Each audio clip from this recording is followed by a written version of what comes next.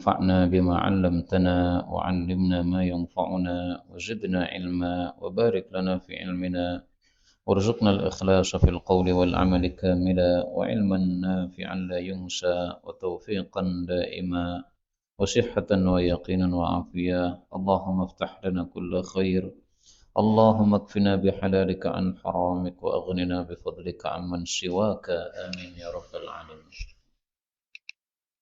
Alhamdulillah kaum muslimin rahimani wa rahimakumullah. Kita lanjutkan pengajian kitab Al-Jami' As-Shaghir karya Al-Imam As-Suyuti yang sudah wafat tahun 911 Hijriah rahimahullah ta'ala. Dan kita sudah sampai pada hadis 3121.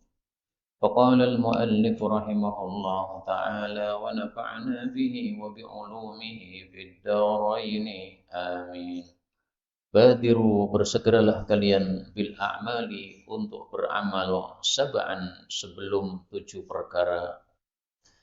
7 perkara adalah ma yang durun, tidaklah mereka menunggu, illa kecuali faqran, kefakiran, mansiyan, yang dilupakan. Maksudnya, orang sekarang cukup, dia melupakan adanya kemungkinan fakir. Akhirnya fakir. Nah, pas fakir, dia sudah tidak punya sempat untuk beramal, karena susah cari penghidupan. Maka, kalau sekarang cukup, sebelum nanti suatu saat datang kefakiran yang kita lupakan, maka hendaklah kita segera beramal. Mumpung sekarang masih cukup kehidupan kita sehingga ada kemampuan untuk beramal. Yang kedua, atau ghinan mudghiyan, kaya yang membuat melampaui batas. Sekarang kita tidak kaya, suatu saat kaya menjadi melampaui batas, malah tidak beramal lagi. Nah, sebelum ada kekayaan yang bisa menyebabkan melampaui batas, maka sekarang ini mari kita segera beramal. Yang ketiga, au maradun, atau sakit mufsidan, yang merusak, yaitu merusak anggota tubuh kita. Nah, kalau sudah rusak tidak bisa beramal. Yang keempat, au haraman, atau tua mufannidan, yang membuat pikun. Kalau sudah pikun nggak bisa beramal. Yang kelima, au mautan, atau kematian mujhizan, yang cepat. Cepat maksudnya mati mendadak. Kalau mati didahului dengan sakit, nah kita masih bisa persiapan. Jadi sebelum mati sudah persiapan dulu. Wah, ini saya hampir mati nih. Saya beramal terus setiap hari, baca Quran setiap hari wirid. Tapi ada kematian yang mendadak.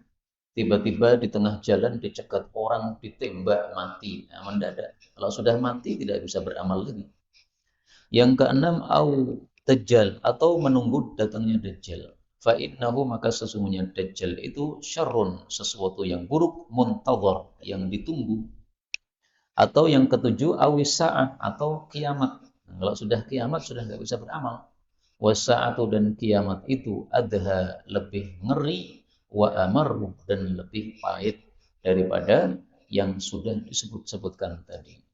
Jadi kengerian paling dahsyat itu adalah kengerian pada hari kiamat. Ringkasnya, hadis ini menghasung kita bersegera beramal selama masih ada kesempatan. Hadis 22. Bakiru, segeralah bisadaqah, bersedekah. Fa inna, karena sesungguhnya al-bala'a, bal itu la yatakhatta, tidak bisa melangkai as-sadaqata, sedekah. Hadis ini derajatnya dhaif. Maksud hadis ini adalah bahwasanya sedekah menolak bala. As-sadaqatu taruddul bala, sedekah menolak bala. Ini bukan hadis Nabi, tapi perkataan para ulama. Tetapi bahwasanya sedekah itu menolak bala, itu adalah sesuatu yang benar. Karena kita temukan dari hadis yang sahih menunjukkan hal tersebut. Tapi lafalnya saya mungkin lupa nih. Coba saya cari, kalau ketemu alhamdulillah, kalau tidak, nah, suatu saat nanti kita cari lagi. Lupa lafalnya, ya. Tapi sebenarnya sudah saya tulis dalam satu buku bahwa as-sadaqah taruddul bala itu maknanya sahih, tapi bukan sabda Rasul sallallahu alaihi wasallam. Berikutnya 1, 2, 3. Bakiru, bersegeralah kalian fi talabir rizki, dalam mencari rizki, wal hawaiji, dan kebutuhan-kebutuhan. Fa innal ghuduwa, maka sesungguhnya berpagi-pagi itu adalah barakatun, berkah, wa najahun, dan sukses.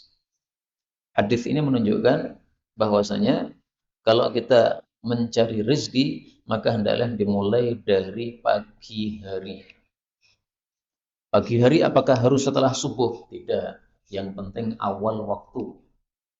Misalnya kita buka dagangan, itu awal. Sehingga orang yang datang ke situ untuk cari makanan, kalau kita punya warung, pasti belinya ke rumah kita, ke warung kita. Tapi kalau warung-warung pada sudah buka, kita masih tidur. Nanti kita baru bangun jam 10 pagi. Nah, orang-orang sudah pada kenyang, warung kita jadi sepi. Maka untuk mencari rezeki itu hendaklah bakiru, bersegera, yaitu di awal waktu. Hadis ini memang derajatnya dhaif, tetapi kita temukan hadis yang menguatkannya.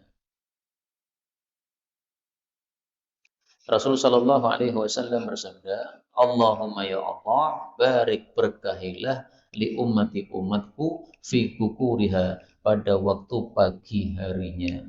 Hadis riwayat Imam 4. Pagi hari bukur itu pagi hari pada subuh sebelum terbit matahari. Ini waktu barokah. Maka kalau mau belajar supaya berkah, ya pada subuh. Mau menghafal Quran supaya berkah, pada subuh. Ini pada maghrib tadi kan ada pengajian sama Ustadz Imad ya, Ustadz Imad nih. Nah, kalau ada tugas menghafal Quran dari beliau, nah itu dihafalkan habis subuh supaya berkah. Atau misalnya belum sampai ke tahap menghafal, masih tahap makhraj huruf. Ada makhraj huruf yang kita belum benar. Bagaimana melafalkan sin yang benar, fa yang benar. Nah, dipraktekkan itu pada subuh. Berkah dari Allah Subhanahu wa taala. Sehingga kalau berkah cepat bisa nanti. Ini supaya apa? Kita berkah lakukan di pagi hari. 24. Oh ya, ada ungkapan ulama yang bagus mengatakan al-mubakarah mubarakah. Al-mubakarah, berpagi-pagi atau di awal waktu, itu mubarakah, diberkahi oleh Allah Subhanahu wa taala. Mubakarah ini ba kemudian kaf. Kalau mubarakah ba kemudian ra, cuma dibalik aja. Mubakarah mubarakah, berbagi-bagi berkah. Ini ungkapan-ungkapan yang indah, ini sering saya tampilkan supaya semuanya juga bisa menikmati sebagaimana saya menikmatinya. 124. Bihasbi, cukup almar'i seseorang idza ra'a mungkaran, apabila melihat kemungkaran, la yastati'u, yang tidak mampu, lahu terhadapnya, taghyiran, untuk mengubahnya, maka cukup ayya'lamallahu, bahwasanya Allah mengetahui, ta'ala, annahu, bahwasanya orang itu lahu mungkirun, mengingkari terhadap kemungkaran tadi. Maksudnya, kalau seseorang tidak mampu mengingkari dengan tangan dan dengan lisan, maka cukup bagi Allah mengetahui isi hati kita mengingkari kemungkaran tadi. Dengan kata lain, kalau ada kemungkaran, kita tidak boleh rela. Kita kan disuruh mengubah kemungkaran kan, wah saya nggak berani Pak. Karena yang melakukan itu orangnya banyak, saya sendiri, saya nggak berani. Atau misalnya itu tetangga sendiri, saya nggak, gimana lah saya mau mengingkari kemungkaran, gimana, nggak berani saya sama tetangga saya sendiri. Nah, maka minimal hati kita mengingkari. Hadis ini memang derajatnya dhaif, tetapi hadis ini dikuatkan oleh hadis yang sangat populer dalam Arba'in Nawawi. Falyughayyirhu biyadihi. Barang siapa yang melihat kemungkaran, hendaklah mengingkari dengan tangannya, mengubah dengan tangannya. Kalau tidak mampu maka dengan lisan, kalau tidak mampu maka dengan hati, dan itulah iman yang paling lemah. Nah, maka minimal hati kita sudah mengingkari. Ada orang misalnya main judi, tetangga kita itu main judi. Nah, kita mau menegur tidak berani. Nah, minimal hatinya mengingkari. Ini kalau saya Pak RT-nya tak bubar di KB ini. Nah, muncul kebencian dalam hati, ini sudah cukup, tapi itu adalah iman yang paling lemah. Ini hadis riwayat Imam Muslim. 25. Bihasbil mir'in, cukup seseorang minal iman, beriman, ayyakula, kalau dia mengatakan raditu billahi rabba wa bil muhammadir rasula wa bil islami dina. Aku ridho Allah sebagai Tuhan, aku ridho Nabi Muhammad sebagai Rasul, aku ridho Islam sebagai agama. Hadis ini dhaif. Maksud hadis ini adalah kalau ada seseorang sudah mengucapkan ucapan ini, maka sudah cukup disebut beriman sehingga tidak boleh dibunuh, tidak boleh dirampas hartanya. Misalnya kaum muslimin menyerang negara kafir. Nah, kemudian ada orang kafir belum bisa mengucapkan syahadatain. Tapi dia pernah mendengar ucapan ini. Akhirnya dia mengatakan raditu billahi rabba bi Muhammadin rasul bil islami dina. Gimana tuh? Ya, jangan dibunuh. Jangan karena, oh ini kan bukan syahadatain, bunuh saja. Oh nggak bisa, itu sudah cukup sebagai iman. Loh ini kan hadisnya dhaif. Betul, hadisnya dhaif. Tapi ada yang menguatkan. Dalam Sahih Bukhari, Khalid bin Walid menyerang orang-orang kafir. Kemudian orang-orang kafir ini, mereka angkat tangan, mengatakan, sobakna, sobakna. Sobakna itu, kalau bahasa kita sekarang, kami gabung sama santri, kami gabung sama santri. Gabung sama santri itu berarti maksudnya kami sudah bolong, ya. Kami sudah nggak merangi lagi. Oleh Khalid penggal lehernya. Nabi Muhammad SAW mendengar hal itu, beliau mengatakan, Abra'u mimma sona'a Khalid. Saya berlepas diri dari tingkahnya si Khalid. Itu nggak benar. Dia memang mau masuk Islam, tapi belum tahu caranya masuk Islam, belum mengerti syahadatnya, belum ngerti. Lah terus ngertinya apa ya sudah diterima. Seandainya dia mengatakan, Pak, bolo dewe Pak, nah, jangan dibunuh. Orang sudah bolo dewe kok. Jangan mengatakan, jangan nganggo salib. Nah, karena dia belum bisa cara masuk Islam. Kalau sudah dia angkat tangan bolo dewe, nah, ditangkap, kemudian disuruh masuk Islam, diajari syahadatin. Adapun hadis tentang ucapan raditu billahi robba, ini kita temukan hadis yang sahih, menunjukkan fadilahnya, yaitu siapa yang membaca kalimat ini, maka dijamin masuk surga. Hadisnya mengatakan, man qala, barang siapa yang mengatakan raditu billahi robba wa bil islami dina wa bi muhammadin nabiyya, maka wajabat lahul jannah, wajib masuk surga. Hadis riwayat Abu Dawud sahih. Mari kita baca. Raditu billahi rabba wa bil islami dina wa bi muhammadin nabiyya.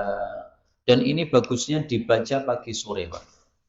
Karena dalam hadis dikatakan barang siapa yang mengucapkan ketika pagi dan sore 3 kali raditu billahi rabba wa bil islami dina wa bi muhammadin nabiyya, sekali lagi raditu billahi rabba wa bil islami dina wa bi muhammadin nabiyya, maka pasti Allah akan menjadikan dia ridho besok pada hari kiamat. Dan ini hadis disahihkan Hakim meskipun didhaifkan oleh Albani.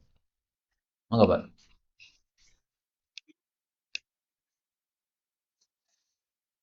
Robbi, salah itu Pak.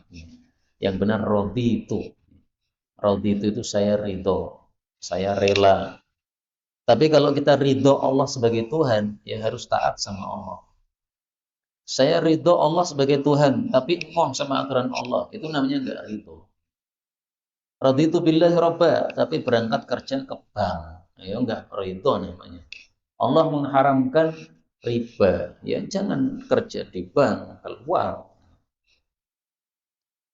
Ini saya tidak menyindir siapa saya ini, karena saya nggak ngerti, barangkali bapak-bapak ada kerja di bank, saya nggak tahu.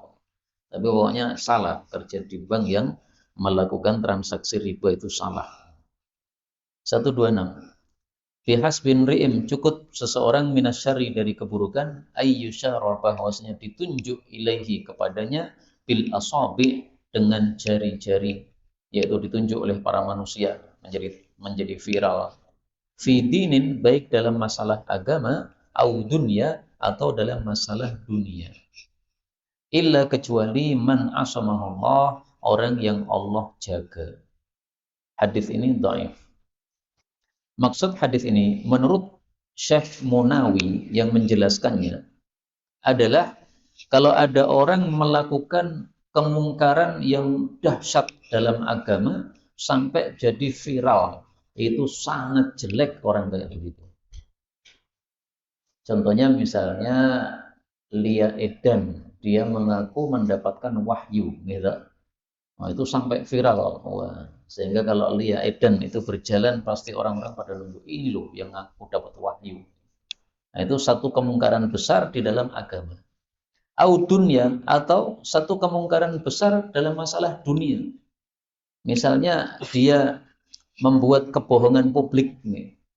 Nah, dalam masalah dunia, misalnya mengatakan pada saat COVID dulu nih, kami sekeluarga sedekahkan 1 triliun untuk menghadapi COVID ini dari harta kami.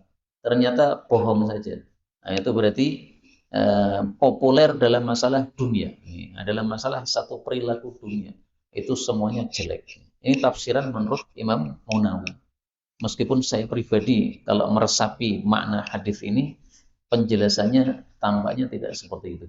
Tapi karena saya bukan ulama ya, saya nggak berani nantang para ulama. Udah saya sampaikan aja tafsirnya Mbah Munawi, Imam Munawi seperti itu.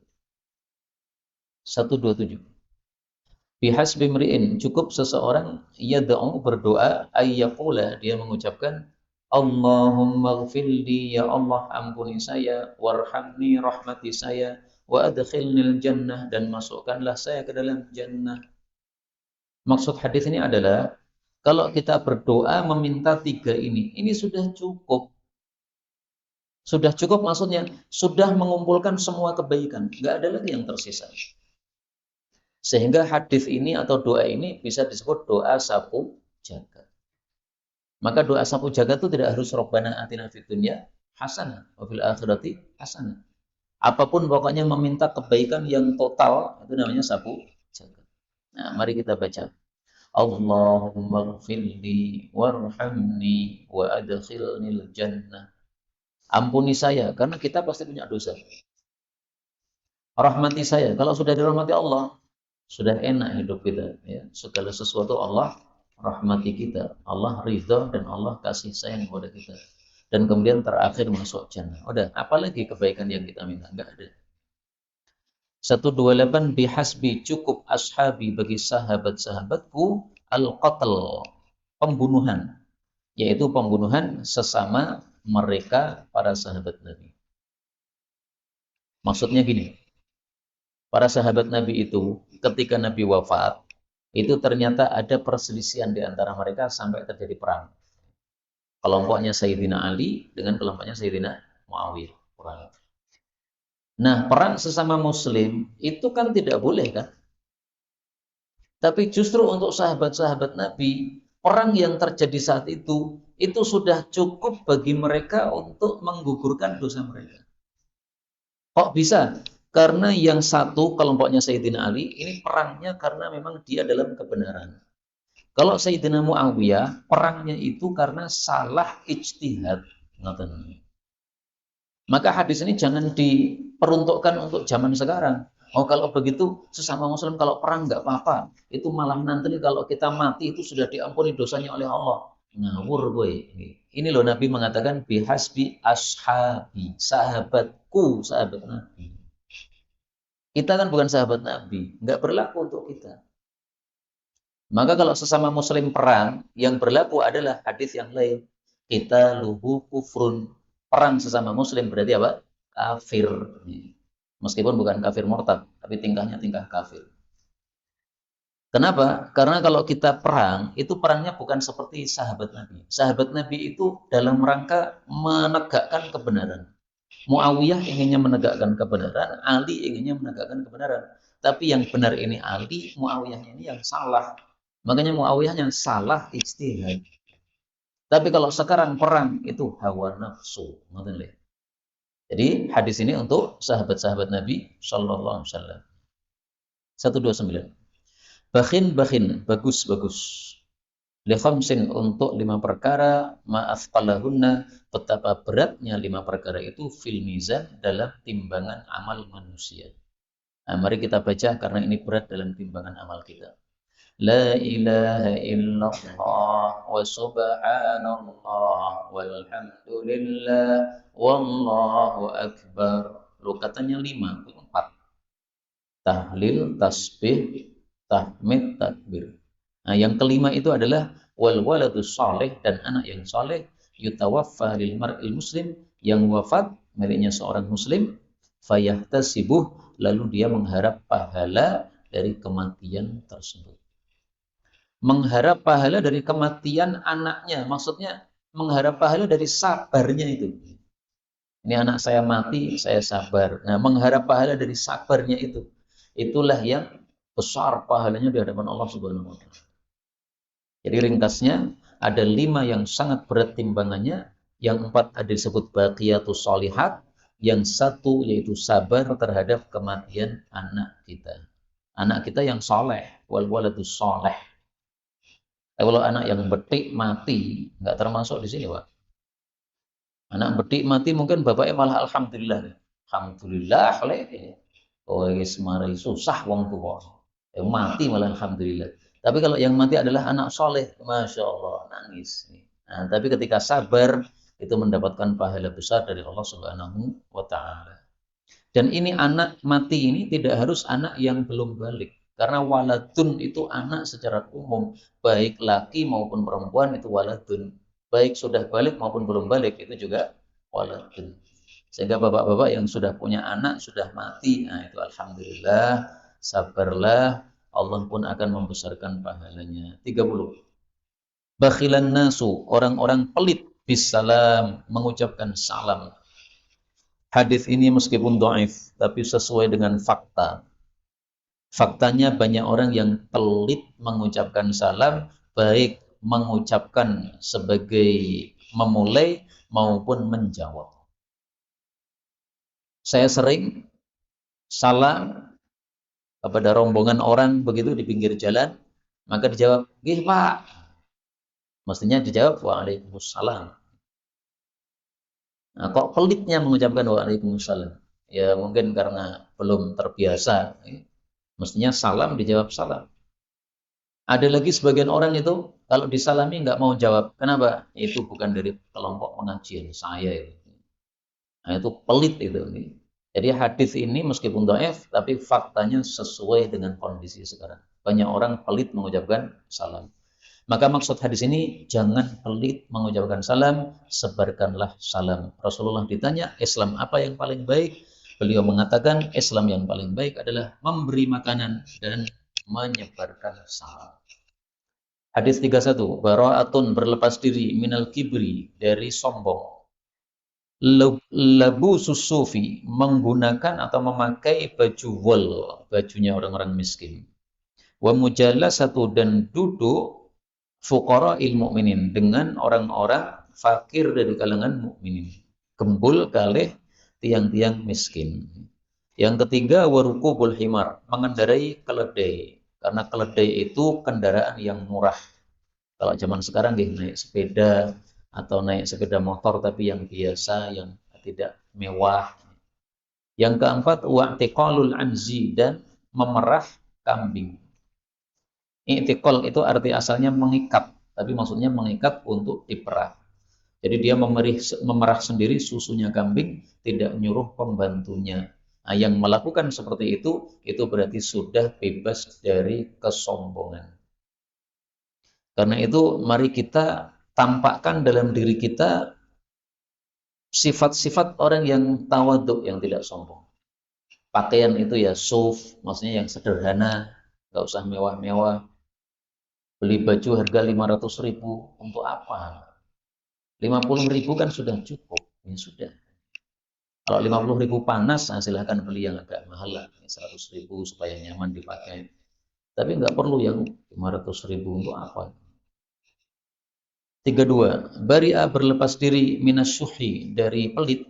Man, orang yang adda zakata. 1. Menunaikan zakat. Yang kedua, waqarad dhaifa, dan menjamu tamu. Yang ketiga, wa'ata, dan memberi, finnaibah, di dalam kejadian-kejadian yang menimpa manusia. Hadis ini maksudnya, kalau ada orang melakukan tiga ini, tidak disebut pelit. Zakat sudah dia keluarkan, dan ini mencakup zakat mal dan zakat fitrah. Kemudian kalau ada tamu singgah ke rumahnya, dia sudah menjamu tamu. Kemudian kalau ada tetangganya atau temannya yang mengalami sesuatu, butuh bantuan, dia kasih. Misalnya ada tetangganya yang mengadakan walimah. Walimah kan perlu dana. Nah, dia ikut memberikan bantuan. Atau ada kematian, nah, ikut memberikan sumbangan. Atau ada apapun lah, ya naibah, kejadian-kejadian yang dialami manusia yang membutuhkan bantuan, maka dia memberi. Nah, itu berarti sudah berlepas diri dari pelit. Lebih bagus lagi kalau kita memberinya itu tanpa diketahui oleh orang yang kita beri. Seperti kemarin teman saya tanya, itu ustadz yang sakit itu di rumah sakit, itu apa punya rekening nggak ustadz? Tanya saya. Oh ada, dia punya rekening. Tolong ustadz dimintakan rekeningnya. Nah, saya mintakan rekeningnya, saya berikan kepada orang itu. Terus ditransfer. Tanpa bilang kepada orang itu. Siapa yang ngasih, namanya siapa, enggak. Nah, ini lebih bagus lagi. Karena dia sedekah dengan tidak diketahui orang yang disedekahi. Ini lebih ikhlas di hadapan Allah Subhanahu wa Ta'ala. Tiga.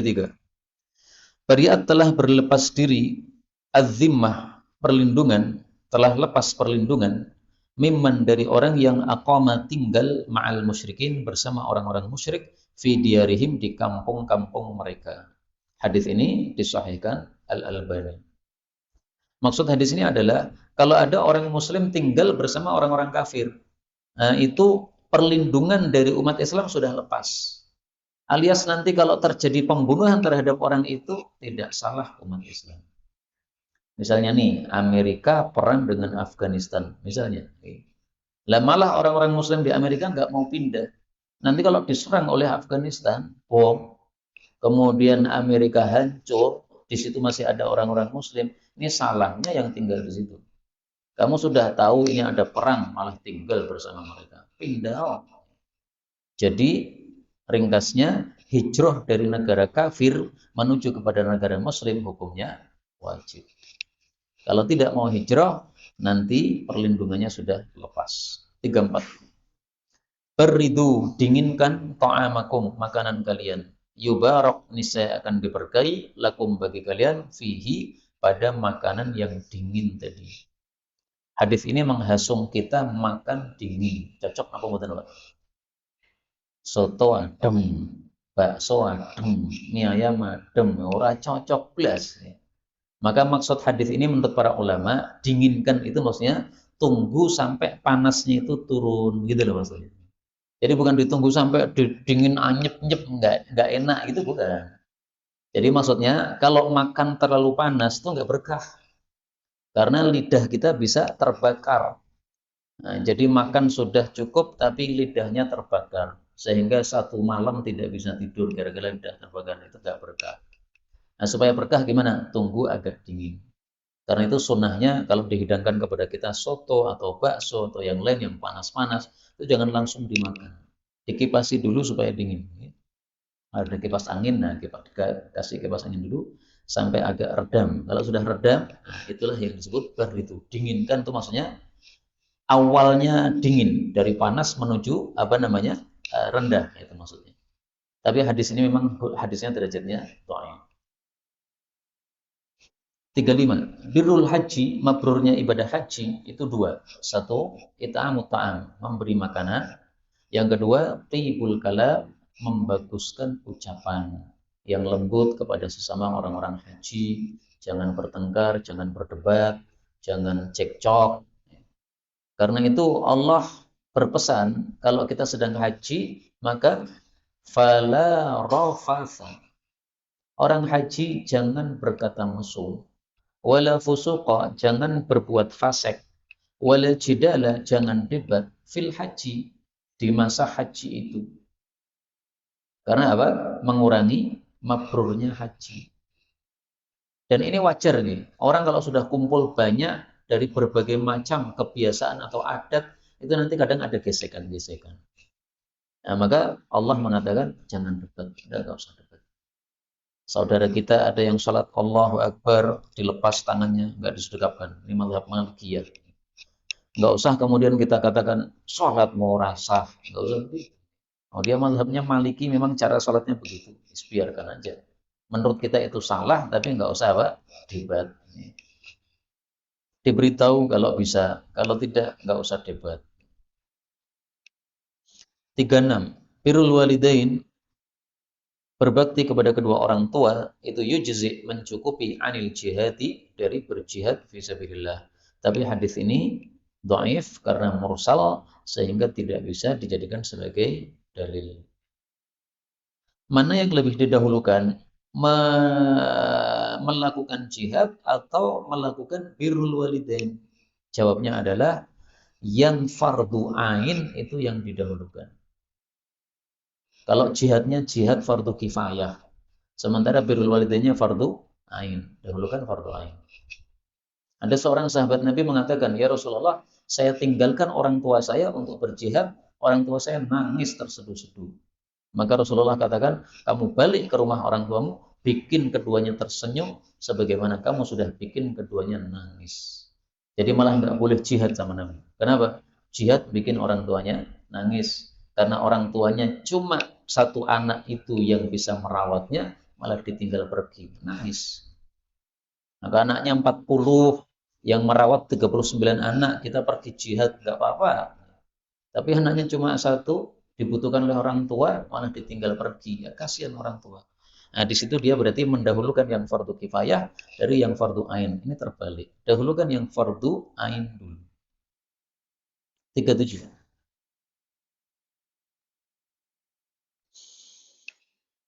Birrul walidain, bakti kepada kedua orang tua, yazidu, menambah, fil umri, dalam usia kita. Yang dimaksud menambah usia ini ada dua tafsiran.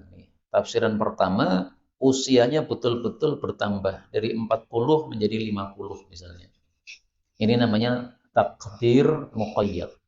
Allah memberikan takdir, kamu usiamu 40 saja.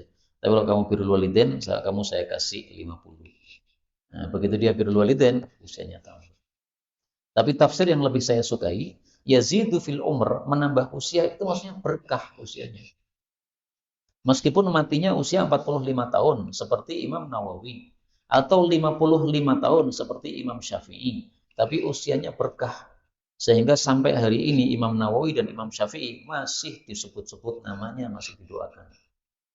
Tadi ba'da maghrib saya menghadiri majelis sama kitab Imam Nawawi. Makanya sampai sini telat. Karena habis maghrib seringkali ada majelis sama, yaitu mendengarkan kitab-kitab para ulama dengan sanad sambung sampai kepada penulisnya. Imam Nawawi sudah mati lama, masih sering dibaca kitabnya. Ini berarti apa? Berkah usianya. Wal kadzibu, dan dusta itu yang kusu, mengurangi ar-rizqa, rezeki.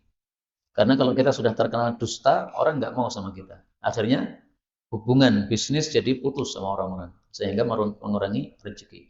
Wa doa, dan doa itu yarudul qada, bisa menolak takdir. Nah, ini takdir yang dimaksud adalah takdir yang tadi, yang bukan takdir azali, tetapi takdir yang tertulis pada catatan para malaikat atau pada catatan lauhul mahfud. Demikian dijelaskan oleh Imam Nawawi. Tapi kalau takdir yang ada pada ilmunya Allah yang azali, yang sudah asal sejak zaman dulu, maka itu enggak berubah. Tapi kalau yang tertulis pada catatan malaikat atau lauhul mahfud, kata Munawi, itu yang bisa ditolak dengan doa. Walillahi azza wa jalla, dan Allah azza wa jalla fil khalqihi, dalam makhluknya, qada'ani, punya dua takdir. Nah, ini yang saya jelaskan tadi. Yang pertama adalah qada'un nafiz, takdir yang tembus. Tembus maksudnya yang terus tidak akan berubah. Jadi tembus maksudnya apa? Tidak akan berubah.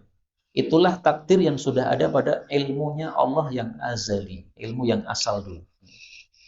Kemudian yang kedua adalah qada'un muhdats, takdir yang tertulis. Nah, tertulis di sini ditafsiri oleh Imam Munawi tadi, tertulis pada catatan malaikat atau tertulis pada lauhul mahfud. Itu masih bisa dihapus oleh Allah Subhanahu wa taala.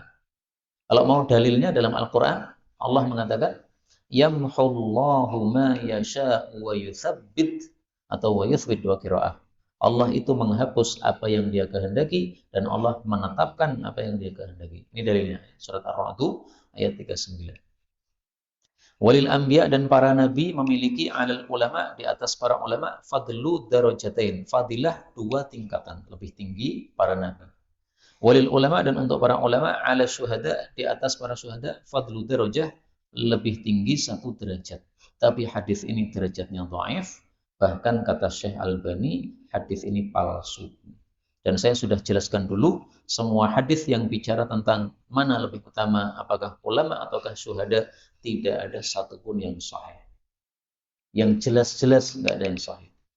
Kalau ada yang sahih, itu pasti tidak sangat jelas menunjukkan ini ulama lebih tinggi dari syuhada atau syuhada lebih tinggi dari ulama. Nggak ada begitu.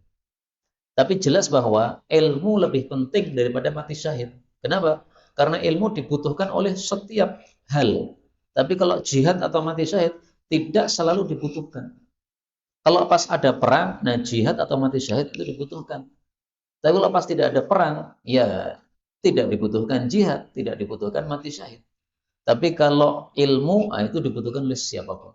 Orang perang perlu ilmu, orang mengajar perlu ilmu, orang ibadah perlu ilmu, orang sedekah perlu ilmu, orang zakat perlu ilmu, segala sesuatu perlu ilmu. 38.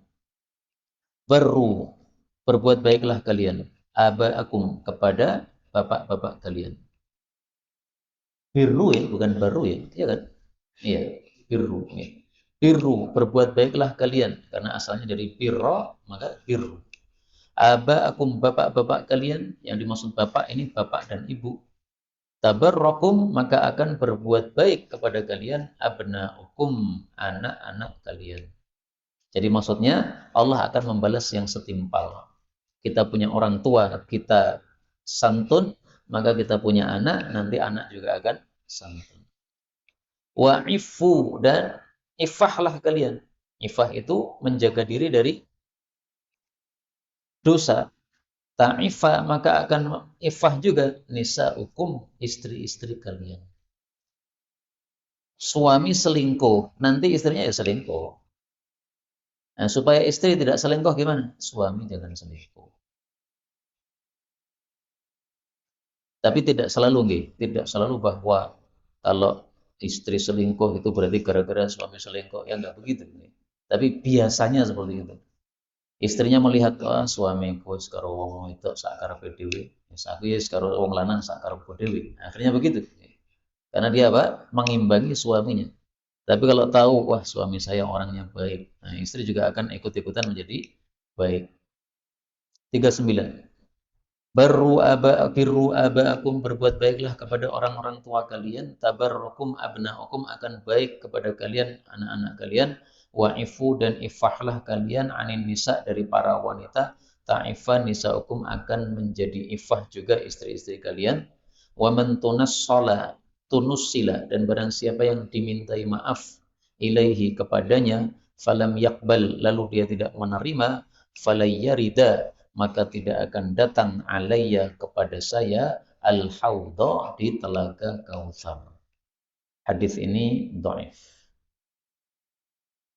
Tapi jelas ya, kalau ada orang minta maaf, hendaklah kita memaafkan. Kalau tidak memaafkan, berarti kita tidak memiliki sifat yang terpuji. Allah mengatakan dalam Al-Quran, wa an ta'fu aqrabu littaqwa. Kalau kalian itu memaafkan, maka itu lebih mendekati kepada ketakwaan. Allah juga mengatakan, in tubdu khairan aw tukhfuhu aw ta'fu an su'. Kalau kalian itu memaafkan kejelekan orang, fa innallaha kana 'afuwan qadira. Allah itu juga Maha memaafkan. Jadi Allah suka orang-orang yang meniru sifatnya Allah. Allah suka memaafkan. Maka kalau ada orang suka memaafkan, Allah senang. Ini hamba niru saya. Disukai oleh Allah Subhanahu wa ta'ala. Kalau ada orang berbuat salah kepada kita, minta maaf, jangan pelit untuk memaafkan. Kalau kita memaafkan, itu justru kita jadi mulia, Pak.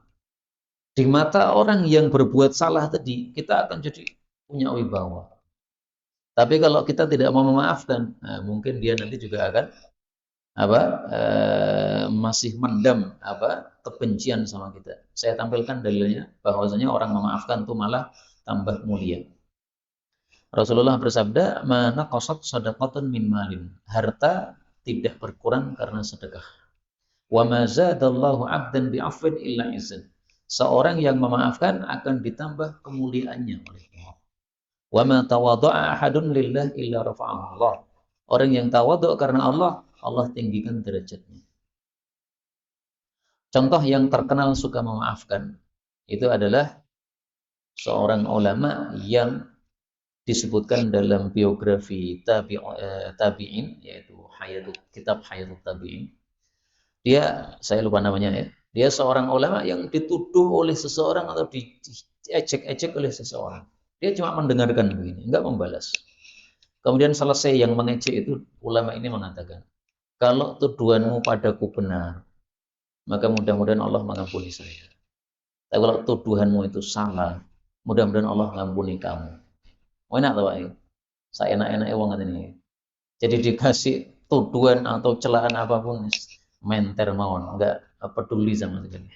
Karena yang paling penting adalah bahwa kita memperbaiki kesalahan. Kalau memang yang dituduhkan itu betul-betul ada, ya alhamdulillah kita malah diingatkan orang. Kalau kita berbuat jelek tidak ada yang mengingatkan sampai mati, itu malah tanda Allah tidak suka sama kita. Dipakai sampai mati elek. Tapi kalau hamba yang baik oleh Allah malah dikirimi teguran. Kamu itu hambaku yang baik, kok kamu berbuat begini. Nah, Allah kirimkan orang untuk negur.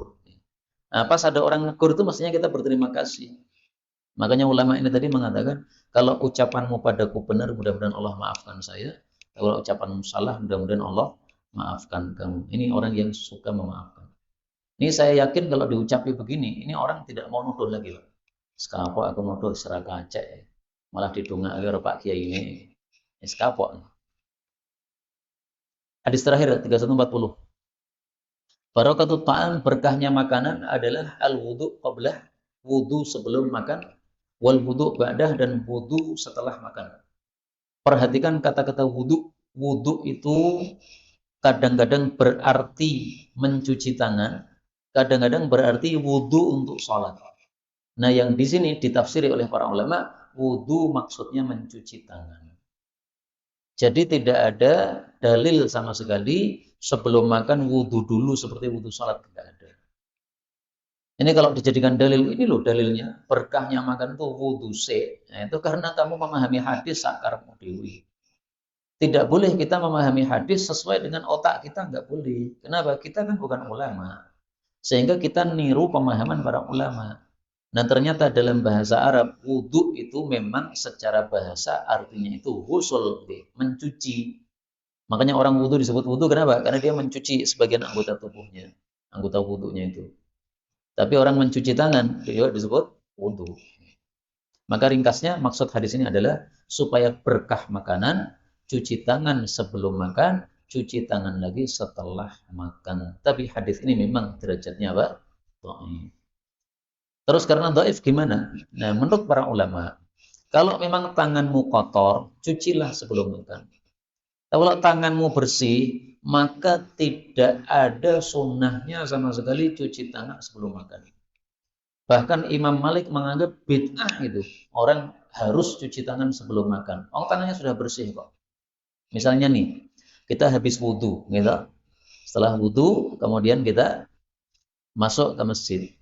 Nah, kemudian masuk ke masjid ternyata diajak makan dulu. Monggo Pak, makan dulu. Ini sudah waktunya buka puasa. Kita masuk masjidnya pas adzan maghrib, pas Ramadan. Nah, nggak perlu kita cuci tangan lagi. Cuci tangan dulu. Malah bid'ah begitu. Oh, sudah bersih kok. Kalau tangannya kotor, nah berkahnya makan itu kalau kita cuci. Karena kalau kita makan yang kotor, nanti kotorannya masuk, itu jadi penyakit. Kalau kita makan bersih, maka itu jadi kesehatan. Jadi berkahnya ini maksudnya apa? Menjadi kesehatan kalau kita makan yang bersih. Adapun cuci tangan setelah makan, kita temukan hadis yang sahih, yang lain. Rasulullah bersabda, "Idza nama ahadukum," kalau seseorang tidur, wa fi yadihi rihu khamrin, lalu di tangannya masih ada bau dari makan daging. falam yaghsil yadah, lalu dia belum cuci tangannya, fa asabahu syai', akhirnya tertimpa sesuatu, fala yalumanna illa nafsah, jangan salahkan kecuali diri sendiri. Misalnya pas tidur tiba-tiba tangannya digigit tikus, gara-gara makan enggak cuci tangan, langsung tidur. Nah, maka di sini dikit-dikit salah lu sendiri. Nah, ini dalil bahwasanya kita setelah makan disuruh untuk cuci tangan. Maka ini kalimat ini wal wudu ba'da, cuci tangan setelah makan. Ini kita temukan hadis yang apa? Yang sahih, yang menguatkannya. Inilah kaum muslimin rahimani wa rahimakumullah, beberapa hadis yang dapat kita baca pada pertemuan kali ini. Betulnya dari Allah Ta'ala. Walaupun ada salahnya, fa astaghfirullahaladzim li wa lakum. Mudah-mudahan hadis-hadis ini bisa kita amalkan. Amin ya rabbal alamin. Walhamdulillahi rabbil alamin. Kalau ada pembahasan dipersilahkan. Monggo Ustaz.